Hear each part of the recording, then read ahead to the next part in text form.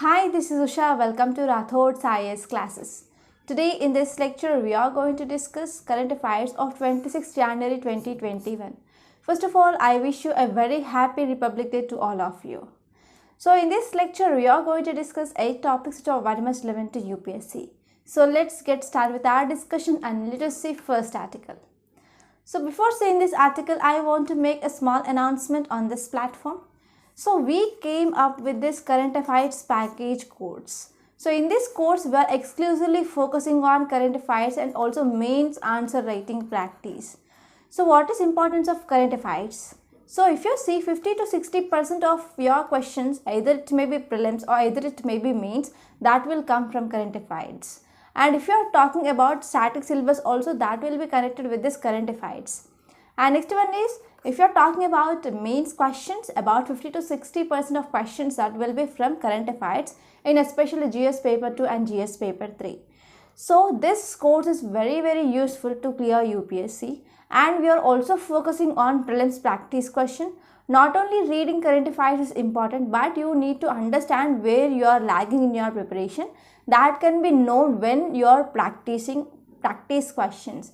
So on Sundays, we are providing practice questions also, so along with video solutions. So this course will be very useful to clear both prelims and also mains. So please don't take this course as a choice. So please try to join this course as soon as possible, such that it will be very helpful to provide a correct way in your preparation.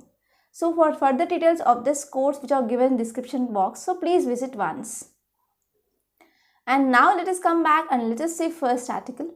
Title says over 900 police CAPF staff will get medal. So this article is important regarding GS paper 2 under awards. So as an UPSC aspirants, you need to know difference between civilian awards and gallantry awards, and you have to know order as well. Okay. So now let us see context and as well as some important facts regarding this awards. So context says that more than 900 police and Central Armed Police Forces, they were selected mainly for medals, including 207 gallantry medals on eve of Republic Day. So this is context. So what is meaning of award and why these awards are given?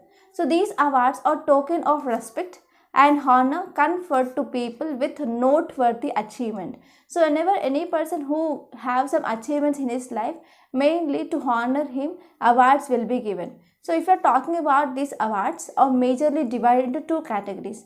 First one is civilian awards and second one is gallantry awards. So if you are talking about these civilian awards, they are mainly conferred to people with outstanding achievements in their field of their work, and they are presented by President of India on Republic Day.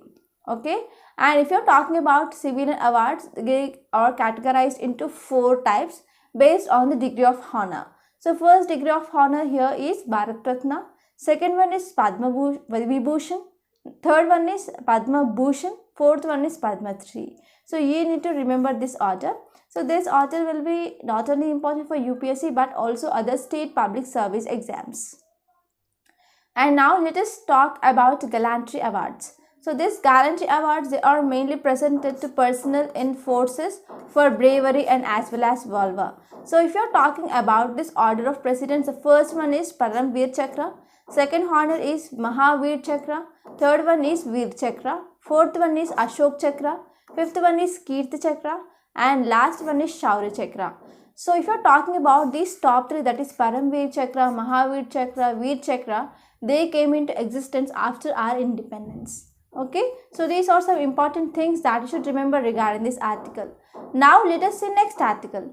Title says billionaires' wealth rose 35% during lockdown according to Oxfam report. So this Oxfam, it is non-profit organization which came up with inequality index. So this article mainly focuses on billionaires' wealth rose that happened during this especially lockdown. So we are connecting this inequalities already present in our society with this COVID-19 and this Oxfam report. So this article can be used as a case study and as well as examples whenever you are writing inequality. So this inequality which comes under society under GS paper 1 and GS paper 2. And this inequality is one of the important and favorite subject of UPSC as well. So because of this, you have to preserve this report and details given in this report to write mains answer. Okay. Now let us see details of this Oxfam inequality virus report. So context says that Indian billionaires increased their wealth by 35% to 3 trillion during this lockdown, and their counterparts include mainly in countries like USA, China, Germany, Russia and France. So now Indian billionaires, they increased their wealth by 13% in this especially lockdown period. So if you see some details which are highlighted in this article, they say that rise in fortunes of top 100 billionaires is enough mainly to give everyone of 138 million poorest people in India. So whatever the increase in income of this top 100 billionaires, it is very important to give enough for this poorest people who are present in India. And next one is wealth of just top 11 billionaires during this pandemic that could easily sustain MG Narega for next 10 years. So that much income they generated in this lockdown period. And next one is that is mainly leading to deepening of inequalities which is already present in our country, right? So because of this COVID-19 already most of affected they are poorest, because these rich people they already wealthiest and they escape from this worst impact of COVID-19. But poor people mainly faced many vulnerabilities, many challenges like joblessness and as well as sanitation, debts, etc. And richest man in India and as well as Asia, he is Mukesh Ambani. He earned about rupees 90 crore per hour during this pandemic period. But you are comparing with the poor people. So 24% of people in country, they were earning under rupees 3,000 per month. So in this way, we can see there is a huge gap of inequality that is existed in India. And this report also says that increase in his wealth alone could keep about 40 crore informal workers out of poverty for at least 5 months. So this much income he generated in this COVID-19 pandemic. And this report also talked about sanitation, health and also closure of schools. So if you are talking about sanitation, only 6% of poorest and 20% they have access to non-shared sources of improved sanitation. When we are comparing with the rich people, they are about 93.4% of rich people, they have improved sanitation. And next one is 32 crore students, they were hit mainly by closure of schools. And among the students, majorly 84% of students, they are from rural areas. And 70% students, they are from government schools itself. So this Oxfam Indian survey mainly conducted across 4 states. So this report mainly highlighted that about 40% of teachers in government schools, they are having fear that 1/3 of students they would not return once schools reopened, because mainly childs and as well as Dalits, Adivasis, Muslims, there is increased rate of dropouts. And if you are talking about especially girls, so they are most vulnerable section, because they will go to the early and as well as forced marriages. They are also subjected to sexual violence and as well as early pregnancies. So these are some vulnerabilities which are mainly faced by girls during this COVID-19 pandemic. And this report also talks about unemployment. So especially unemployment rate in women increased by 15%, and that led to loss of 8% to our country's GDP. So what can be done? So here the first thing which highlighted in this article here is we need to recommend introducing of wealth tax. Okay. And next one is we need to impose cess, that is COVID-19 cess of 4%. Mainly it will help to generate income for government to help recovery of our economy finally. So this is gist of this article. I hope it is clear. Now let us see next article. Title says Center's prescription for SAM, that is severe acute malnutrition, includes yoga, herbs, etc. So this article mainly focusing on severely acute malnourished children. So this article comes under health. Okay. So this is one of the important topic for mains. Now let us see context and as well as some important details which are highlighted in this article, and we are also going to see some facts regarding this severe acute malnourishment. So this article mainly talking about severe acute malnourished children. So if you see context, it mainly says that central government prescription for severe acute malnourished children. So they need to go for Ayush centers, yoga, medicinal herbs, and they need to go for indigenous traditional practices mainly to counter this problem of malnourished in children.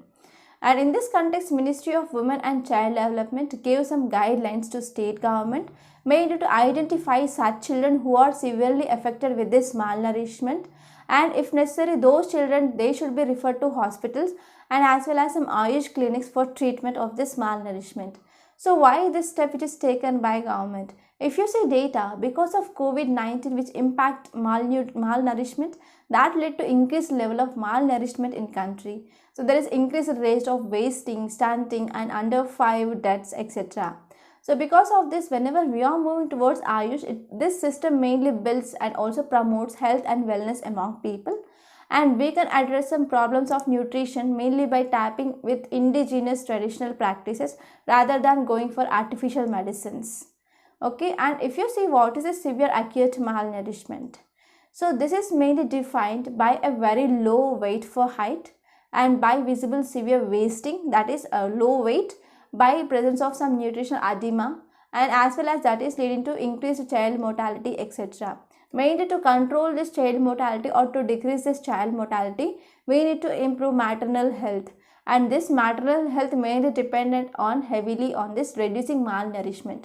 So whenever we are decreasing malnutrition in women, further the child who are coming from that woman also be healthy. So in this way we can decrease child mortality. So if you are talking about data here, 35% of deaths among children below 5 years of age mainly because of malnutrition. Okay, so these are some important things that you should remember regarding this article. Now let us see next article.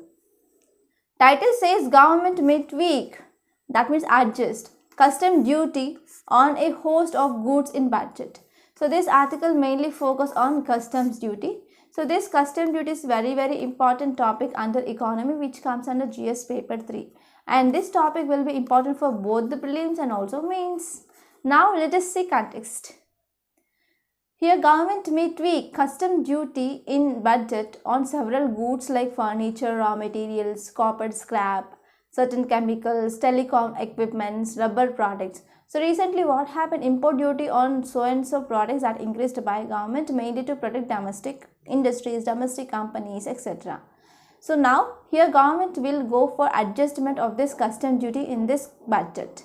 And if you see some facts regarding this custom duty, it is mainly regulated by Customs Act of 1962. So this is one important prelims fact. And this customs duty mainly imposed on imported and as well as exported goods in country. And this duty it is very important because it hampers illegal import and as well as export of goods in country. And if you're talking about types of this customs duty, we have mainly 5 types. First one is special custom duty or basic custom duty.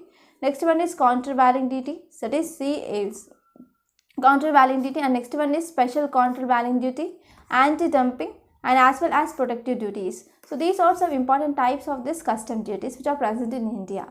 And now let us see next article.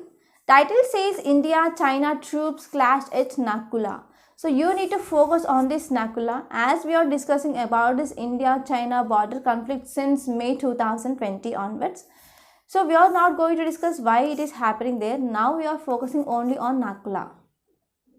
So this article is important regarding geography. So whenever you are seeing any place in news, you have to open your atlas and you have to see nearby areas as well. So if you are talking about Nakula, so I try to draw a rough diagram here. So these rough diagrams are very important when you are representing your mains answer. So because of this, I am not attaching images, but I am trying to draw maps here such that you can understand how to represent maps in your mains paper, right? So here this is northeastern area, right? So here we have Bangladesh, here we have Bhutan and Nepal. So here at top of this area in the Sikkim, we have this Nakula, okay? So beside this, we have some valley-like thing that is called as Chumbi Valley. And below that Chumbi Valley, we have Bhutan, India and China tri-junction, that is Doklam tri-junction here present. So here we have a small corridor thing, that is a small land area which is connecting mainland India with northeastern India, that is called as Siliguri corridor. So this Siliguri corridor, it is very important for connection between this mainland India and as well as here northeastern states. Okay. So if you're talking about China, China mainly want to increase its presence along Indo-China border. So recently we already studied that China came up with village development across this Arunachal Pradesh and near LAC, correct? So in line of actual control also, China which is coming up with infrastructure projects, it improving its road connectivity such that it will be very helpful for movement of troops whenever there is war-like situation that is seen.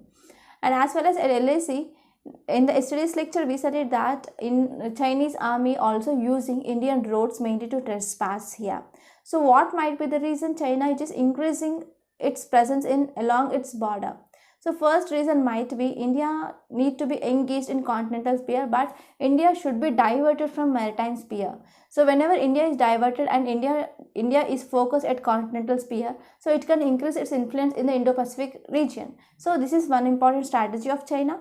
And next one is in internationally, whenever they are highlighting about border dispute, then that area cannot be claimed by any other country. So because of this, it want to showcase this as a boundary dispute between India and China. And next one is India need to maintain border tension. So whenever China which is engaging Indian army in this border type tension, it can increase its influence in maritime sphere. And next one is it want to create buffer area between India and Tibet. So because of this, it is claiming so and so area here. Okay. So these are some important things that you should remember regarding this article. And now let us see next article. Title says WhatsApp treating Indian users differently is cause of concern. So this article mainly talking about WhatsApp privacy policy. We had a detailed discussion on that, and we also had a mains practice question on that topic as well. So now why it is in news? Because Center on Monday told Delhi High Court that differential treatment by WhatsApp of Indian users compared with their European counterparts with respect to its privacy policy was a cause of concern for government. So if you're talking about this WhatsApp, it came up with privacy policy, right? So in this privacy policy, it mainly stated that it can share information which is collected from users with parent company, that is Facebook. So if you're talking about sharing of information regarding this WhatsApp in European countries, it is widely restricted because European countries have strict data protection law, but that data protection law is absent in India. Okay. So if you see context, it mainly says that Center asked Supreme Court that WhatsApp treating India differently based on this privacy policy. So if you're talking about this privacy policy, it mainly talked about sharing of content or data without any consent of user with its parent company, that is Facebook, and Facebook will use this data for promotion of its business. So this is one of the important issue regarding privacy. And if you are talking about privacy in European Union, there is strict data control or strict data protection law is present. So WhatsApp, it is coming up with different approach with European Union countries. And if you are talking about India, we do not have proper data security law or data protection law. So because of this, we are mainly focusing on data localization, that is storage of data which is created in that country within that country. And next one is we are talking about data security, and we are also need to focus on cyber threat, etc. So if you are talking about data sharing, we can share non-personal data. Whenever we are not sharing this non-personal data, it will be very difficult for business to sustain. So whenever businesses they want to sustain or they come up with new startups, they need some information, so they need some data. So this non-personal data can be shared, but is there any guidelines to share this non-personal data? No. So the need here is we need to come up with some guidelines regarding this sharing of non-personal data also. So this is gist of this article. Now let us see next article. Title says budgeting in a time of crisis. So this article gives some insights regarding budget. So this article, it is one of the important article which comes under economy. Okay. So this article is especially important regarding mains. So now let us try to understand what are the important points regarding budget which highlighted in this article. So if you see budget is in simple words, can I give you a small example? Okay, if there is any families present, So if you're talking income of that families, let us take example of 10,000 rupees. So on first of month they will get 10,000 rupees. So they have to budget themselves, like how much should be spent in health, how much should be spent for household, how much should be spent for their children, how much should be spent for their future savings. So in this way everything will be done within family, right? So this is called as a simple budget. If you are taking about country as a whole, so here central governments need to see where the revenues are coming and how they can use revenues. So how can they budget for 1 year? So this is called as a budget. So this budget mainly comes under Article 112 of Indian Constitution. So it is called as annual financial statements but not budget. Okay. So in polity it is called as annual financial statement under Article 112 of Indian Constitution. Okay. So if you are talking about this budget, there are many challenges that to be faced by central government. So there are challenges regarding central state physical relations, how much should be spent in health, how much should be spent in infrastructure, so which areas ought to be prioritized in which year. So what about taxes, whether to increase tax or whether to decrease tax, how to maintain fiscal federalism. Okay, so these are some challenges that to be faced by central government. So if you are talking about budget, now in India, finance minister, she will present union budget on February 1st, 2021. So in this budget, here because of this COVID-19 pandemic that severely affected our growth of economy, right? So because of this, government mainly announced a package of about 20 lakh crore rupees mainly for economic revival. So whenever there is increase in spending but revenue is low to government, then what happens? That will lead to fiscal deficit. So fiscal deficit could overshoot the target which is set by FRBM Act. So when we are going for spending of more, it is very difficult because which area to be prioritized first. So if you are talking about one important report, that is according to Center for Monitoring Indian Economy, it mainly says that unemployment rates in rural areas and also in urban areas that increased because of this global pandemic, and health and infrastructure projects are to be getting stretched now. So in this context, we need to know about some rules of budget making which are given by some Nobel laureates. First one is government spending. Here government spending that can be hugely benefited. So whenever government is spending rupees 10, so after some years or after some time, it can generate 1000 rupees from that. So because of this, government spending will be very important. So how government spending will be important? Whenever government is increasing spending, for example, let us take infrastructure projects. So government is investing in infrastructure projects. These infrastructure projects, they need some employment, right? That will create some direct and as well as indirect employment. So laborers who are working in this project, they will get salaries, right? So with that salaries, they will go to market and they will make demands for goods and services. And further, that will lead to increase in the production of that goods or production of that services. Finally, it will lead to growth of our economy. So in this way, government, whenever it is spending, that will hugely benefited for revival of economy. And next one is whenever government is spending, there is another thing on another side of same coin here is debt. So we should not obsess with debt here. So far less a problem than conventional wisdom asset. So if you are fearing about the debt, so we cannot go for economic revival here. So we should not go with the debt, because whenever government is increasing spending, in return it will lead to economic revival such that it can easily clear this debt. And next one is don't worry with inflation. Inflation means increase in the price rise of goods and services in market. So whenever government is increasing money, increasing spending or increasing liquidity, then it will ultimately leads to inflation, but we do not fear about this inflation. And if you are talking about India especially, India's GDP is estimated at rupees 200 lakh crores. And in this budget, we need to first prioritize spending in healthcare and as well as infrastructure. If you are talking about health, in India, in Indian hospitals, only 5 beds are present for 1000 Indians. And in Human Development Index of 2020, India ranked 155. So we need to increase our spending in health. Especially some experts mainly says that we need to increase our healthcare spending from 1.5% of our GDP to 2.5% of our GDP. Okay. And next one is suggestion should be made for introduction of urban employment guarantee scheme, because there is rise of unemployment that is seen not only in rural areas but also urban areas. But in rural areas, many people, they got job opportunities and some livelihood opportunities under this MG Narega scheme. But what about this urban laborers? So we need to come up with scheme which is in the same lines of MG Narega in urban areas. And next one is regarding GST.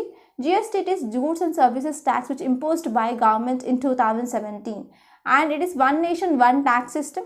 So it is one of the important source of revenue for central government. So in this COVID-19, we decreased many slabs of this GST that led to decrease in collections of GST. So now there is a question like we need to increase that slabs or not.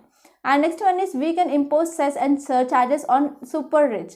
So even Oxfam report said that 100 billionaires, they increased their income 35%. So on this super rich, we can impose cess and surcharges.